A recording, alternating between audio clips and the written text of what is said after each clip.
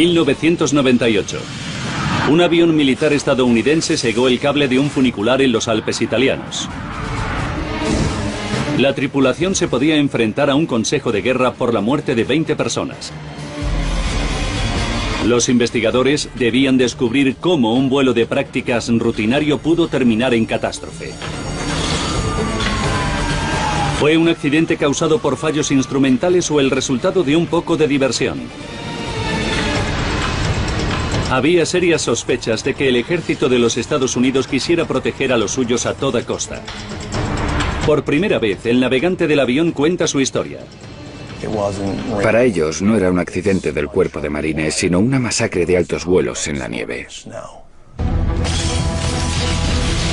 Los desastres no ocurren sin más, son una cadena de acontecimientos críticos. Vamos a desenmarañar todas las pistas y a analizar esos últimos segundos catastróficos. Segundos catastróficos, choque en los Alpes. 1998, 3 de febrero, 15 horas y 13 minutos.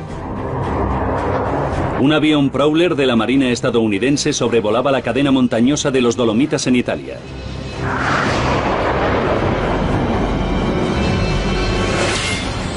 La tripulación supo de inmediato que había chocado contra un cable.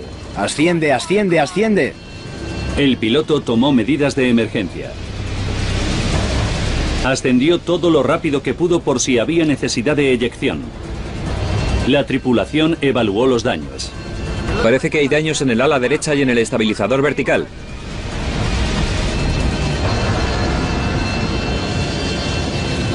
Para más problemas, estaban perdiendo mucho combustible. Sabían que un cable puede derribar a un avión y estaban a 90 kilómetros de la base aérea. El capitán Ashby era un piloto con mucha experiencia, pero había muchas posibilidades de que no lo consiguiera. El vuelo se inició en el norte de Italia como una misión rutinaria de formación de la base aérea de Aviano.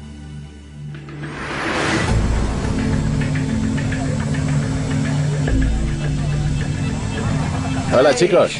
13 horas. El capitán y piloto Richard Ashby se preparaba para el vuelo. Iba a ser su última misión en el escuadrón, ya que había sido ascendido a piloto de combate. Hoy sobrevolaremos algunos picos, algunos lagos y habrá un montón de parapentistas, así que tendremos que asegurarnos de no bajar de 1500 metros de altitud. El navegante es el capitán Joe Schweitzer.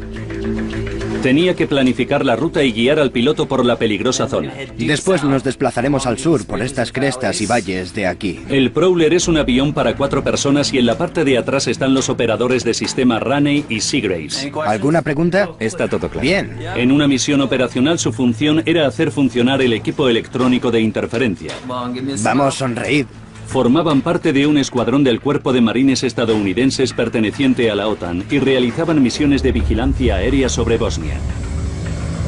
En caso de ataque, la única defensa del Prowler es volar rápido y bajo. Y eso es lo que iban a practicar ese día.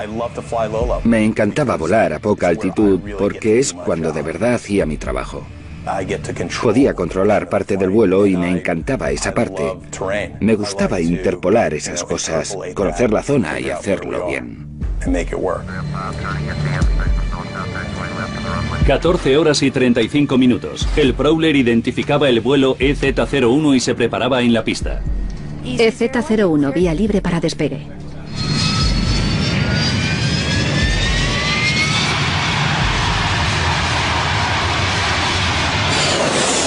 Las condiciones climatológicas eran perfectas para volar y para esquiar. A 90 kilómetros al oeste de Aviano se encuentra el Valle del Fieno. En su corazón está Cavalese, una pequeña localidad que en invierno se llena de esquiadores.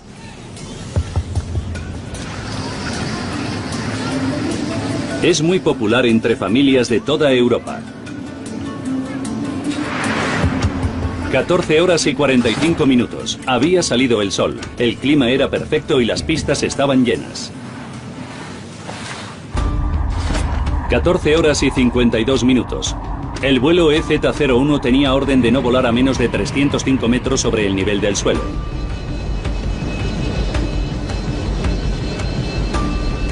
Pero cuando el avión descendía, el radioaltímetro se bloqueó. Se trata del instrumento que les debía avisar si volaban por debajo de la altura mínima. Si pasa eso, el procedimiento normal es apagarlo, dejarlo apagado un momento y volverlo a encender y seguir. De otra manera, se vuela por debajo del límite, que es lo que nosotros hicimos. Seguimos como si nada, decidimos seguir volando por la zona. El Prowler es un avión anticuado y temperamental. Íbamos en un avión de los años 70. Ese tipo de cosas está a la orden del día. En Cavalese, los esquiadores van de pista en pista y hacia la ciudad en funicular. 15 horas y 7 minutos. El Prowler se aproximaba al lago de Garda. La tripulación sabía que es uno de los destinos favoritos de los parapentistas, por lo que ascendieron a una altura segura. Por entonces todo iba según los planes. La tripulación estaba concentrada y estábamos respondiendo bien. Yo estaba convencido de que lo estábamos haciendo perfectamente. Las góndolas de los cielos de Cavalese funcionan de 2 en 2. Una llena su capacidad, 20 personas. Mientras que en la otra solo está el operador que dirige los trayectos.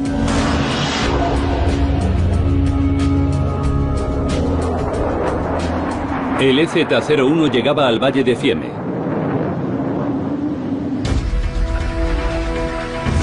15 horas y 13 minutos. El abarrotado funicular estaba a más de 100 metros de altura.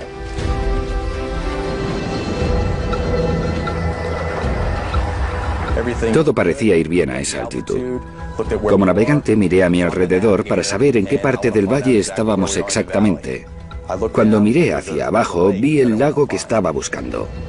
Y cuando miré hacia arriba, de repente vi un cable en mis narices.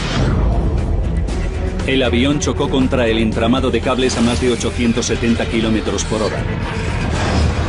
La colisión cegó el cable de 6 centímetros de grosor. El sonido del avión siniestrado retumbó por todo el valle.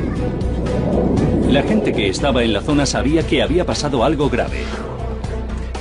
Miramos al cielo y vimos un avión que volaba en vertical hacia el cielo. Y todavía recuerdo cómo ardían los 2 motores traseros. En el Prowler la tripulación no sabía con qué tipo de cable había colisionado, pero sabían que su avión había sufrido graves daños. Y de repente miramos el ala y nos quedamos helados. Era como si una sierra hubiera cortado un cuarto del avión. Y creo que la mejor manera de describirlo es como si te siguieran 10 o 15 serpientes de cascabel y tuvieras que cogerlas a todas para poder sobrevivir. En Cavalese los bomberos se preparaban para hacer su trabajo.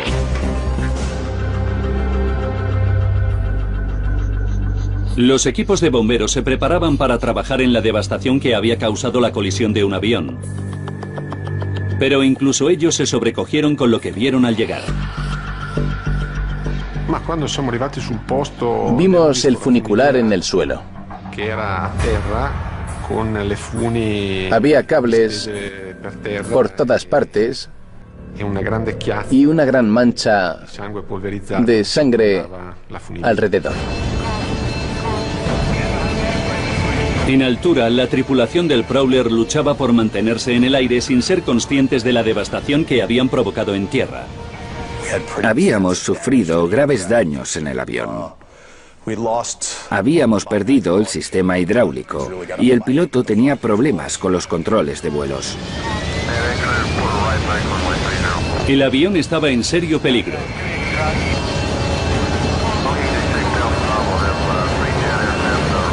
Las habilidades y experiencia de la tripulación hicieron que el avión pudiera remontar el vuelo. Aviano, aquí EZ-01. Aviano. EZ-01. 2 minutos después del choque, el navegante Schweitzer llamó por radio a la torre de control de Aviano. A unos 16 kilómetros de campo. EZ-01. Tenemos un contacto por radar. ¿Qué tipo de emergencia tienen? Nuestro avión ha sufrido daños y tenemos que aterrizar. ¿Cuántas personas llevan a bordo y cuánto combustible les queda? En Cavalese los equipos de rescate se enfrentaban a la cruda realidad de la escena. Desgraciadamente, a pesar de nuestra rápida respuesta,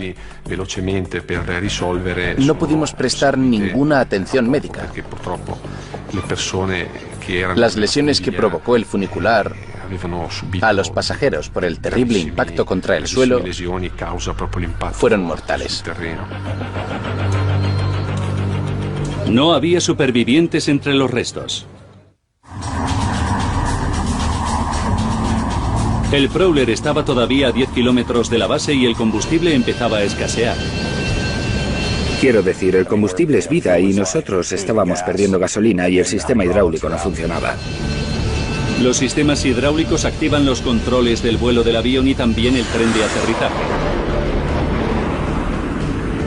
La tripulación no tenía forma de saber si podrían llegar a la base. El damnificado Prowler era prácticamente imposible de pilotar. La tripulación era consciente de la situación. Gracias al tremendo trabajo de equipo que hicimos, conseguimos remontar el vuelo de ese avión. Cuando el Prowler se aproximaba a la base aérea, la tripulación no sabía si el tren de aterrizaje funcionaría o no.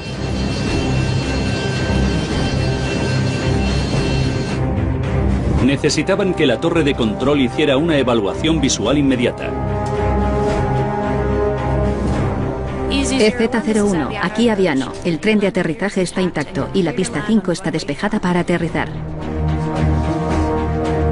Con los daños que había sufrido el avión tenían que hacer un aterrizaje de emergencia. El abatido equipo se preparaba para lo peor. Teníamos una enorme sensación de urgencia. Fue una de las experiencias más intensas que jamás he tenido.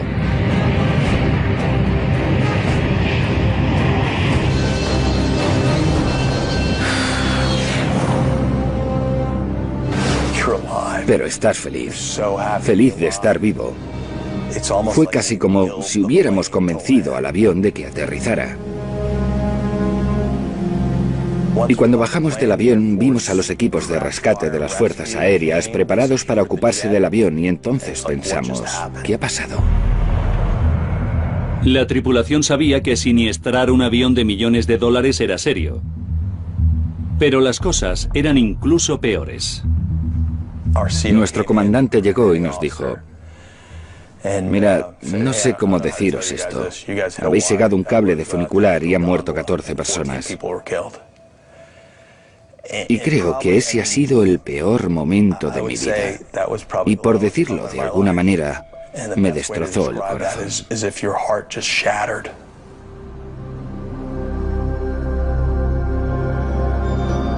El número de víctimas ascendió a 20 a medida que identificaron los cuerpos.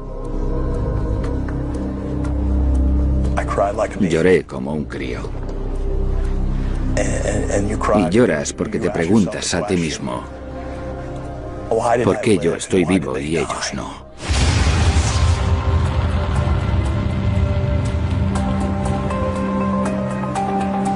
A la mañana siguiente, el accidente se había convertido en noticia internacional. Las 20 víctimas eran de 6 países diferentes. Habría una investigación militar. Los investigadores necesitaban saber por qué un vuelo rutinario terminó en catástrofe. El mundo observaba y esperaba. Los ánimos estaban candentes. Las familias de las víctimas, la comunidad local y los medios internacionales querían respuestas.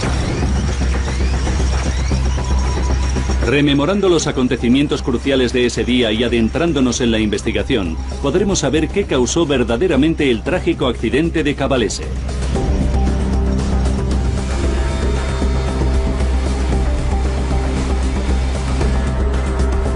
Cualquier incidente relacionado con el Cuerpo de Marines de los Estados Unidos está bajo la jurisdicción del Servicio de Investigación Naval y Criminal.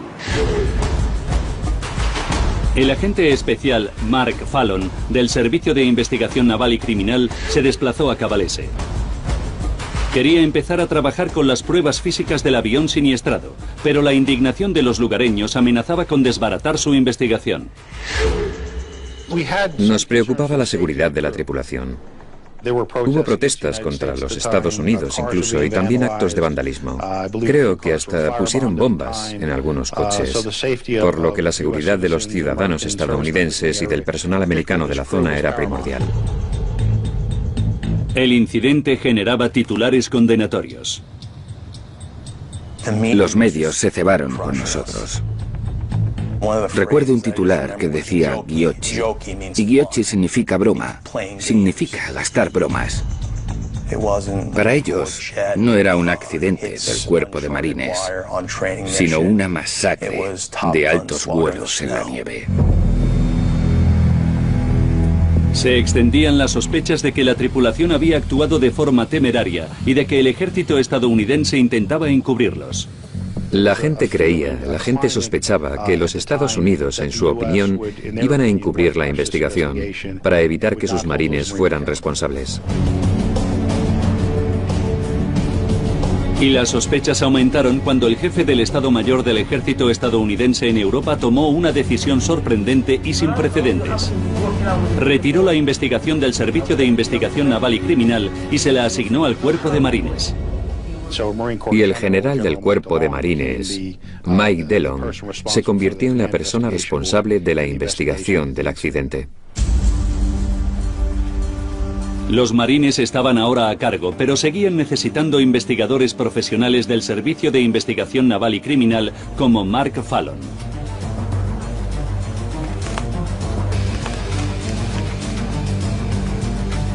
Se esperaba que investigara el caso, pero dejaban a los marines el informe oficial.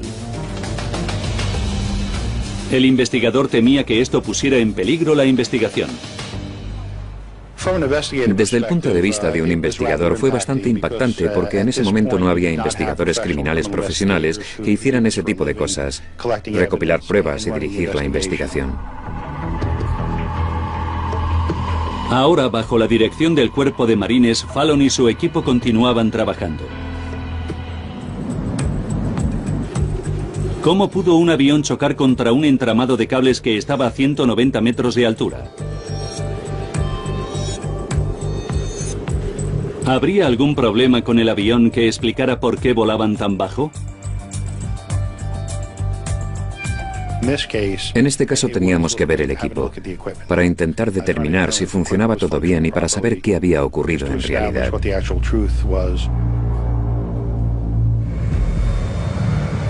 El Prowler almacena información de vuelo en un grabador de datos de misión. Se envió a analizar. Pero también hay un radioaltímetro que indica al piloto la altitud a la que se encuentra el avión. Debía haber sonado una alarma mucho antes de que alcanzaran la altura del cable del funicular.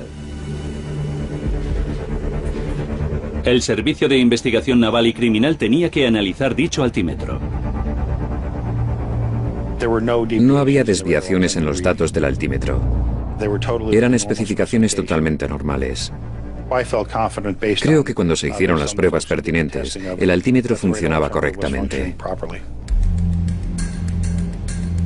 Todo indicaba que la tripulación debía haber sabido a qué altura estaban. Pero entonces el equipo de Fallon descubrió que podría mostrar lo que la tripulación hizo durante el vuelo. Llevaban una videocámara a bordo. Sonreír. Hay paisajes muy bonitos. Cogimos la cinta y se la llevamos a los técnicos audiovisuales de la base aérea de Aviano. Pusimos la cinta y solo se veía una pantalla azul. O era una cinta virgen o habían borrado lo que había en ella. La tripulación negaba haber usado la cámara.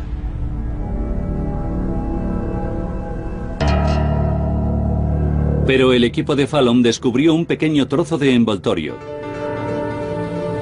que contradecía la historia de la tripulación. Era un trozo de envoltorio que parecía haberse caído de una cinta de vídeo. Y para un veterano investigador como Fallon, esto no concordaba. Parecía que habían abierto una cinta. Por lo menos esa fue nuestra teoría al ver ese trozo de papel. Y creo que es muy extraño que se tomaran tantas molestias para luego no grabar nada. Fallon sospechaba que no le estaban contando la verdad. Pero por el momento tenía que aceptar que la cinta era un callejón sin salida. El grabador de datos de misión reveló que el avión infringió el límite de los 305 metros de altitud más de una vez.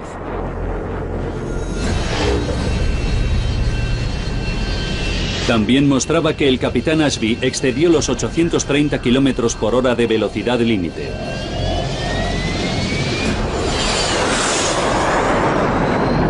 Esto sugería que fue un vuelo temerario. Pero podía haber otras pruebas. Fallon volvió a analizar la ruta. Así que tuvimos que llevar a los investigadores a tierra y trabajar en los propios Alpes. Tuvimos que hacer lo que se conoce como trabajo de detectives, llamando a puertas e intentando hablar con testigos que nos ayudaran a recrear lo que pasó ese día con ese vuelo. Quería testimonios de testigos oculares que confirmaran los datos que se habían podido rescatar del avión. Los testigos con los que hablamos no recordaban haber visto ni oído que les hubieran contado nada de un avión que volara a tan baja altura. Tanto los informes de datos de misión como los de testigos oculares parecían indicar que el avión infringió su altitud mínima y su límite de velocidad. Esta tripulación y el capitán Ashby pilotaron el avión tan rápido y bajo como pudieron y desgraciadamente hubo unas consecuencias catastróficas. Las pruebas hacían parecer a la tripulación temeraria, pero ahí no acababa todo. Los descubrimientos de Fallon fueron trasladados al Cuerpo de Marines para la elaboración de un informe oficial. Esto podría ser la base de una acusación criminal. Como es normal en este tipo de casos, el coronel Thomas Blickensderfer inició una investigación interna. Es una investigación privilegiada. Los pilotos hablan bastante abiertamente, hacen declaraciones escritas que van a la Administración Nacional de Seguridad y nada de lo que digan puede ser utilizado en su contra ante ningún juez. Este tipo de investigaciones no sale del Cuerpo de Marines. Pero la situación se estaba convirtiendo en un incidente diplomático internacional y podía llegar incluso a la Casa Blanca. Puedo decir, como he dicho al primer ministro italiano, que haré todo lo posible para averiguar qué pasó exactamente y tomaré las medidas pertinentes para que el pueblo italiano vea que hemos hecho lo correcto. El presidente Clinton había llamado al primer ministro italiano esa mañana y le había transmitido esas mismas palabras. Y la respuesta de este fue: puede que no haya presencia estadounidense en nuestro país nunca más. La pérdida de las bases aéreas italianas podría haber sido una consecuencia funesta para la OTAN. El destino de la tripulación se contraponía a las exigencias estratégicas de los Estados Unidos en Europa. El informe tenía que desclasificarse. Así que el comandante general nos dijo que no íbamos a hacer ninguna investigación interna porque no quería que se pensara que teníamos información que no queríamos compartir con los medios o el gobierno italiano. El informe complementaría el del Servicio de Investigación Naval y Criminal y los descubrimientos del Cuerpo de Marines. Y lo que era más importante, sería de dominio público. Y decidiría el destino de la tripulación del EZ-01.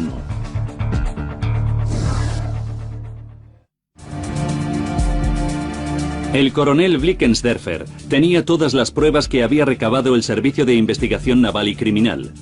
Pero como es norma en las investigaciones militares, seguía investigando. Empezando por los registros de vuelo de la tripulación. Muy buena reputación. Trabaja duro, muy aplicado, no se le conocen tendencias temerarias ni nada parecido. El piloto, el capitán Ashby, había sido recientemente seleccionado para el programa del F-18, lo que significa que era básicamente uno de los mejores aviadores.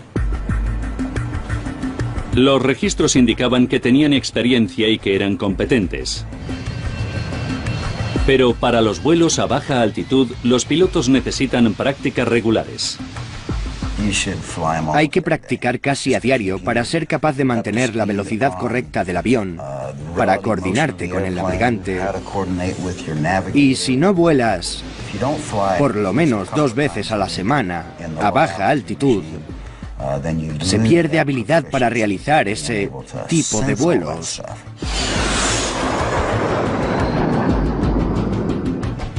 Los recortes de presupuesto hacen que las tripulaciones tengan cada vez menos horas de prácticas.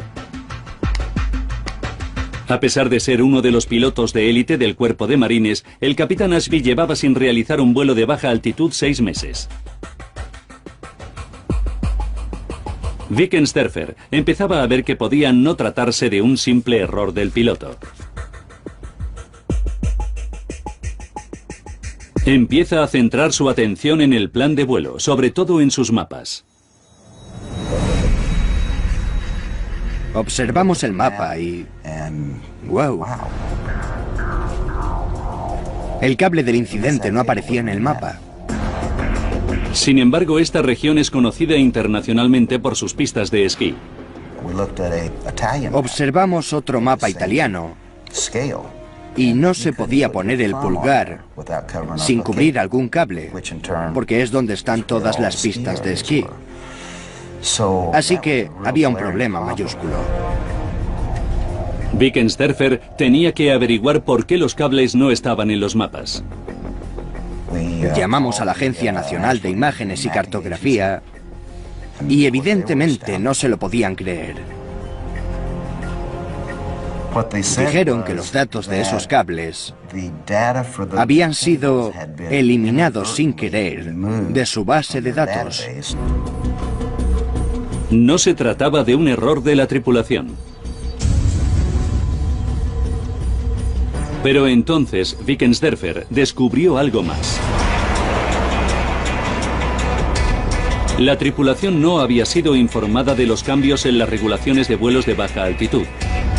Poco antes del vuelo EZ-01, la altitud sobre el nivel del suelo había aumentado.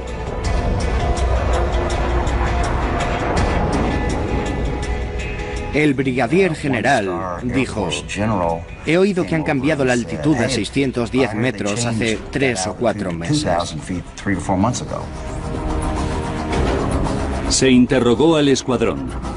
Todos menos uno conocían la nueva regulación de los 610 metros. Wickensderfer y el equipo de marines recopilaron las pruebas para el informe. La investigación del agente Fallon del Servicio de Investigación Naval y Criminal sugería negligencia.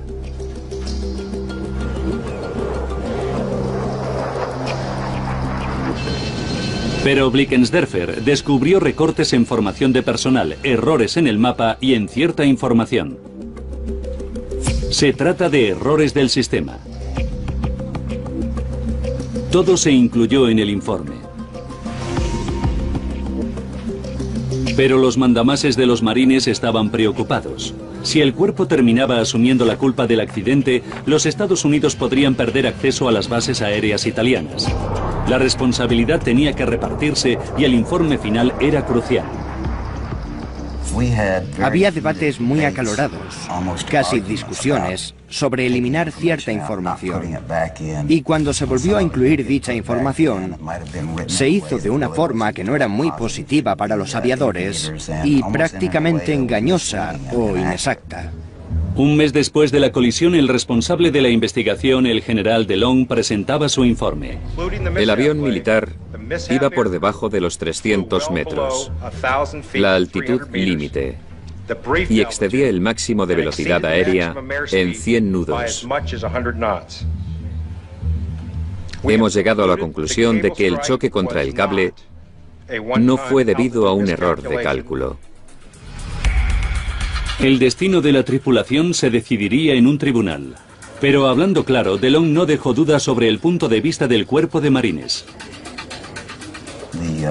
El comandante abandonaba a los suyos y mucha gente iba a pensar que hacía lo correcto para proteger las bases aéreas de Italia. Me empecé a sentir fuera del cuerpo de marines. Incluso nos llamábamos a nosotros mismos la colonia de leprosos, solo porque estuvimos allí. Las cosas no iban bien para la tripulación. Fueron repatriados a los Estados Unidos para enfrentarse a un consejo de guerra. Al frente de la fiscalía está un antiguo piloto de los marines, el teniente coronel Couch. La acusación era homicidio involuntario por, básicamente, la muerte de las 20 personas como resultado de una conducta imprudente o temeraria. Y también se les acusaba de siniestrar un avión. Si se les declaraba culpables, podían enfrentarse a 20 años de condena por cada hombre, mujer o niño muerto en el funicular de Cavalese. Joe Schweitzer no se podía hacer a la idea de pasar el resto de su vida entre rejas. Sabía que estaba solo. Sabía que nadie iba a ayudarme y que tenía que hacerlo. No me quedaba más remedio que hacerlo y, bueno, en el cuerpo de marines cumplimos misiones, objetivos. Y mi misión era decir la verdad. Schweitzer se sentía abandonado por los marines.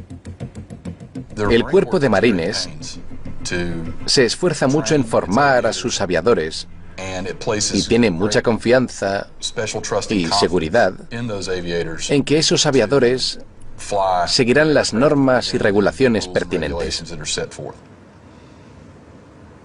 El cuerpo de marines asume su responsabilidad. La fiscalía estaba convencida de que la tripulación aérea es conjuntamente responsable. Pero también pensaba que el caso podía centrarse en el piloto y en el navegante. En espera de condena se decide ofrecer a los otros dos miembros de la tripulación un acuerdo. Mientras preparábamos el juicio, a uno de los miembros de la tripulación que iba en la parte de atrás del avión, Seagraves, se le concedió la inmunidad. A cambio de la inmunidad concedida por la fiscalía, Seagraves y Rainey hicieron nuevas declaraciones, en las que sugirieron que sus compañeros de vuelo se comportaron de forma extraña justo después del aterrizaje de emergencia. El testimonio de los dos militares que iban en la parte de atrás era que habían salido inmediatamente del avión, habían mirado alrededor y vieron que Ashby y Schweitzer seguían todavía en la cabina de mando. El testimonio de Rainey y Seagraves, que afirmaba que Ashby y Schweitzer no evacuaron, es sorprendente. Las tripulaciones aéreas se entrenan para evacuar inmediatamente tras un aterrizaje de emergencia. En su interrogatorio, Schweitzer hizo una sorprendente admisión. La videocámara. No había pensado en ella en ningún momento y le dije atrás, vamos a quitar la cinta. Sacaron la cinta de la cámara y pusieron una cinta nueva. Se llevaron una prueba crucial.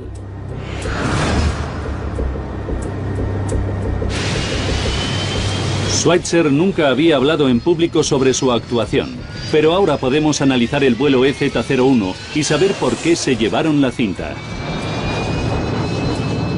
Este sería el vuelo. Y esto es lo que yo empiezo a ver. Estamos a unos 1500 metros sobre el lago de Garda, un lago precioso.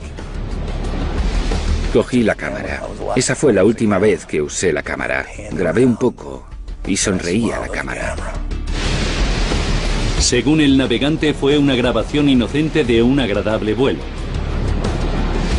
Pero cuando le comunicaron que habían muerto 20 personas, la sonrisa de Schweitzer a la cámara empezó a atormentarle. Pensar que podía verme sonriendo al lado de toda esa sangre en la CNN me atormentaba cada vez más y más. Así que tomé la decisión, pensé, necesito la cinta.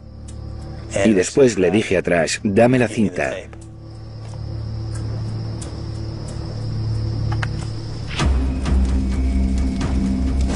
Y al día siguiente destruí la cinta. Schweitzer se aseguró de que las imágenes en las que aparece sonriendo nunca vieran la luz del día.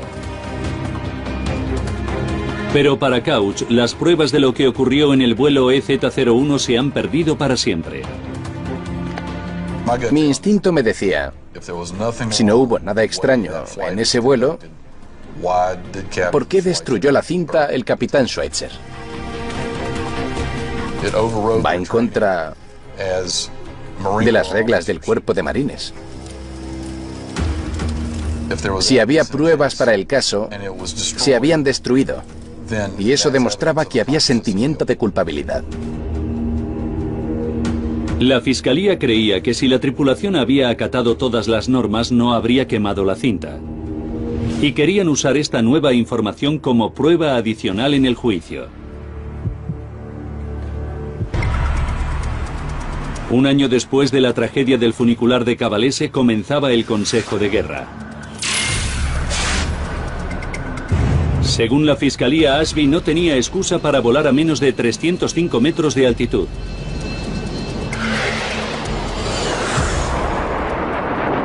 Estábamos muy seguros de las pruebas. Y estábamos seguros porque había una restricción de 300 metros de altitud para ese avión. Y a menos que haya vidas en peligro, a menos que la misión lo exija, hay que cumplir la normativa. Y bajo esas circunstancias eran 300 metros. Para que el capitán Ashby pudiera evitar la cárcel, la defensa necesitaba una explicación de por qué voló por debajo de los 305 metros de altitud pertinentes.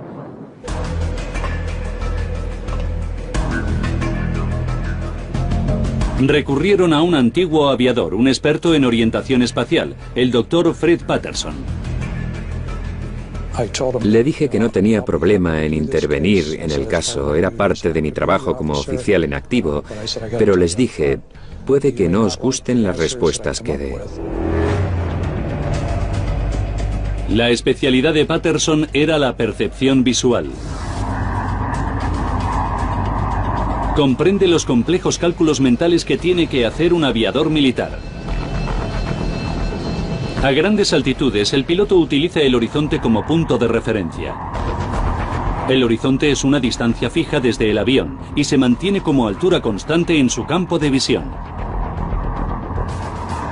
En un vuelo de baja altitud, el capitán Ashby no pudo ver el horizonte real, así que escogió el final del valle como punto de referencia. Cuando se acercaba a su punto de referencia, el falso horizonte desciende en su campo de visión. Para compensar, inclinó el morro del avión haciéndolo descender.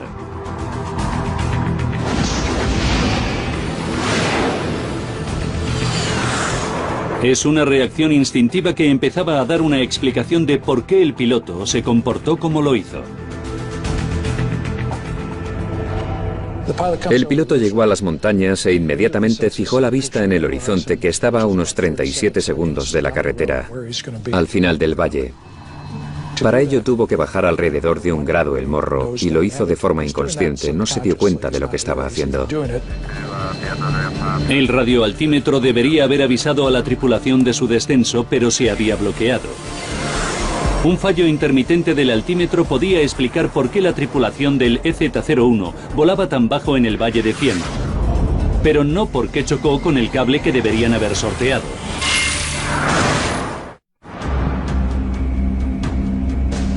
El Dr. Fred Patterson ha desarrollado una teoría que podría explicar por qué la tripulación chocó contra un entramado de cables que 4 segundos antes podía haber esquivado.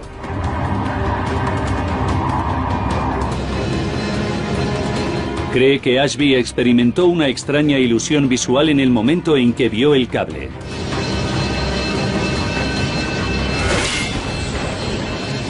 De repente lo vio, salido de ninguna parte, y pensó que estaba sobre él y ascendió al verlo. La nueva y original teoría de Patterson formaba la base de la defensa. Explica que escoger un punto fijo en el horizonte puede provocar la ilusión óptica de ver objetos aparecer sobre el piloto, cuando en realidad están por debajo de él. Si se ve de repente, lo único que se piensa es que se está a punto de morir y la única salvación posible es bajar el morro. Así que adelanta la palanca y con el movimiento de la mano derecha no puede evitar que el ala izquierda baje ligeramente. Y esa es exactamente la trayectoria que les hizo chocar contra el cable. El testimonio de Patterson era más que claro. Pero la formación de un piloto incluye saber juzgar la distancia de altura con respecto al suelo. Sales del valle y cuando ves coches, carreteras y ese tipo de cosas, te haces una idea de lo lejos que estás del suelo. En aviación militar, lo llamamos inspección visual. Son los ojos que tenemos en nuestra cabeza. Couch creía que la colisión era responsabilidad de la tripulación aérea. En la fiscalía lo llamamos el juego de la culpa. Ellos querían echar la culpa a la ilusión óptica. Querían echar la culpa al avión. Querían echar la culpa al escuadrón por la mala información. Lo que la defensa intentaba hacer era echar la culpa a cualquier otra cosa, pero en realidad la culpa la tuvo la tripulación aérea, el capitán Ashby y el capitán Schweitzer. La defensa argumentó que el cuerpo de marines debía asumir su responsabilidad por falta de formación e información que no dio a sus hombres. El destino de Ashby sería decidido por un jurado de marines, la mitad de ellos aviadores. Tardaron más de 7 horas en tener listo el veredicto. Declararon al capitán Ashby inocente de todos los cargos. Cuando todo terminó y Trash fue absuelto, me sentí genial, porque creo que cumplimos parte de nuestra misión, que era que prevaleciera la verdad. El jurado declaró a uno de los suyos inocente. Para mucha gente parecía una tapadera frente a la temida opinión internacional. Hay dos cosas sorprendentes en este caso. La primera es el hecho de que ocurriera. Y la segunda es que el capitán Ashby fuera absuelto por la muerte de esas 20 personas. Uno de los miembros del jurado vino a verme tras el veredicto y me dijo que por primera vez le daba vergüenza pertenecer al cuerpo de marines porque no se había hecho justicia. La cinta destruida no se había olvidado. Ashby fue condenado a 6 meses por obstrucción a la justicia. Él y Schweitzer son dados de baja en el cuerpo por conducta deshonrosa. Son las únicas personas que saben qué ocurrió verdaderamente en ese fatídico vuelo cuando el EZ-01 acabó con la vida de 20 personas. Lo que sí sabemos es que a 40 minutos del desastre, el EZ-01 despegó de la base de Aviano. Las pistas de esquí de Cavalese estaban abarrotadas. 14 horas y 52 minutos. El altímetro del avión se bloqueó y se puso a cero. El EZ-01 prosiguió su vuelo. Había colas para subir al funicular por todo el valle. 15 horas y 7 minutos. El EZ-01 se aproximaba al lago de Garda y Schweitzer grababa el vuelo. 19 esquiadores y el operador iniciaban su viaje en el funicular. A 20 segundos del desastre, el EZ-01 llegaba al valle a 300 metros de altitud. Empezó a descender gradualmente hasta alcanzar los 160 metros. 4 segundos después, Ashby vio el cable y pensando que estaba sobre él, descendió en picado. 15 horas y 13 minutos. Choque con el cable. El avión sufrió daños y el funicular cayó. Los 20 ocupantes murieron.